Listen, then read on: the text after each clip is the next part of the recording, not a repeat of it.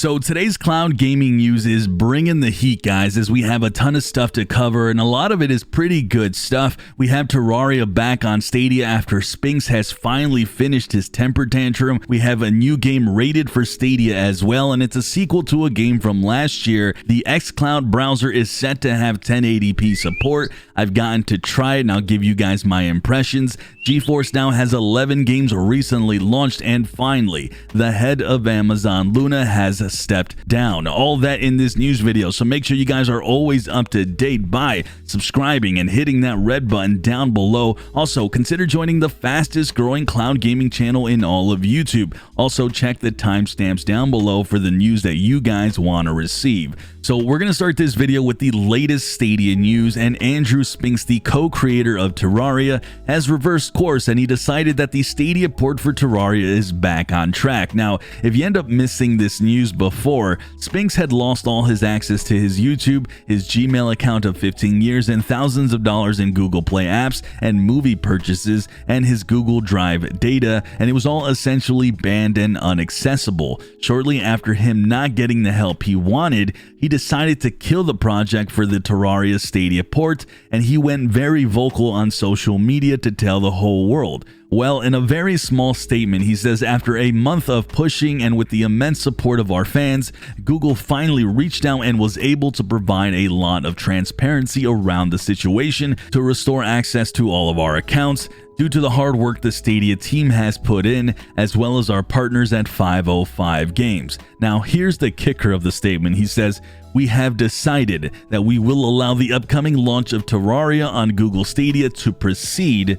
He then said the game is currently at Google for certification review. Well, I mean, how nice of Mr. Spinks to allow that his beloved game can be on Stadia. We should all feel very, very privileged. I mean, my goodness, I don't really know what to say. The game itself is fantastic, and I've personally poured dozens of hours into it. But I would be lying if I told you there isn't a slight bad taste in my mouth from all of this. I really feel he could have handled this a bit more professionally.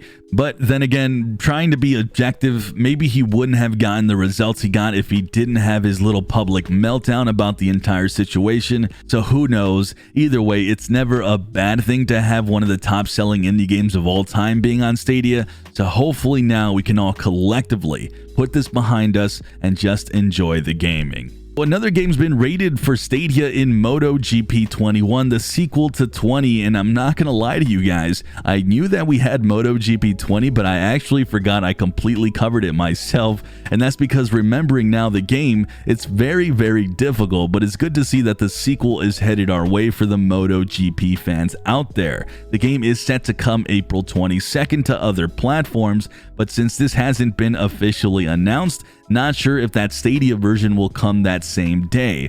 Now, 21 is going to have improved features for realism, and I don't know what that means. 120 drivers, over 20 tracks, and will feature something called the long lap penalty, and it does feature a full career mode where you can join an official team or create a brand new one. Not sure if I'm going to be covering this year's version, but either way, stay tuned, and I'll let you guys know when this one gets officially announced so we know exactly what date it's going to be coming. So if you guys haven't heard the recent news, xCloud is set to launch browser support soon. Not only that, but it has finally surfaced publicly that the 1080p support is on the way, which is a bump up from the current 720p. Now, I had heard from a source that the 1080p was coming, which is why I did mention it in some videos ago, but what hasn't been mentioned out there is that there's going to be a new codec, and hopefully that's going to make it work a lot better than it has already been. The only problem is I actually got access to a beta that I wasn't supposed to have access to,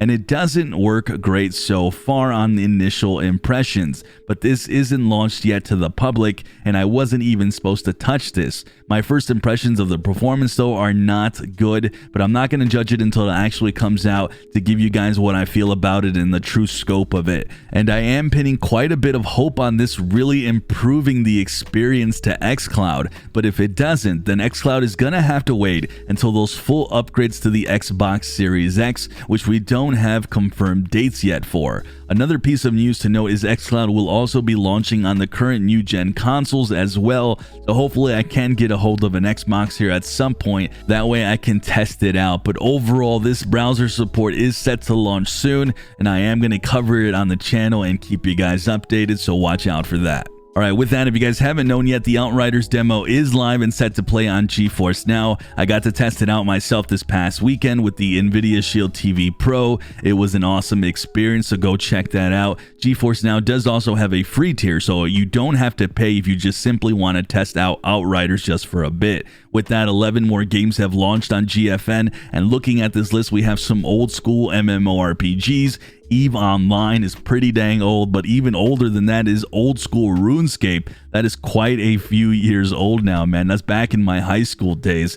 Some solid other games here, so definitely check out GeForce Now if you're interested in these titles, and we should have the monthly update here pretty soon, so watch out for that coverage. Right, and transitioning now to the last piece of news, Amazon's Luna head Mark Whitten has left the service to join Unity as an executive of the company's Unity Create business, and this was confirmed by Mark himself via Twitter. There is really no other news outside of him leaving just Luna. We don't know why, or if there's any sort of trouble, or if this is just simply business as usual, but he leaves on the heels of Luna starting to expand their efforts a bit more. They just recently launched their new blog. Fire Stick TVs are now giving access to anyone who wants to use Luna, as well as a few more games launching. They also just recently launched No More Heroes #2. So it doesn't seem like this has affected much in one way or another, but I am hoping to see the continued expansion of more regions and more games. Luna does run pretty dang well, so I am excited to cover more as the months go on. But with all that, guys, let me know your thoughts today on Terraria, MotoGP Stadia news, xCloud expanding to 1080p with the new browsers. Have you guys played Outriders on GeForce Now? I'm curious to hear your experience. Finally, comments on Amazon's Luna head Mark Whitten leaving. As always, subscribe, like, hit that notification bell. I'm Sunny, and I'll see you in the clouds.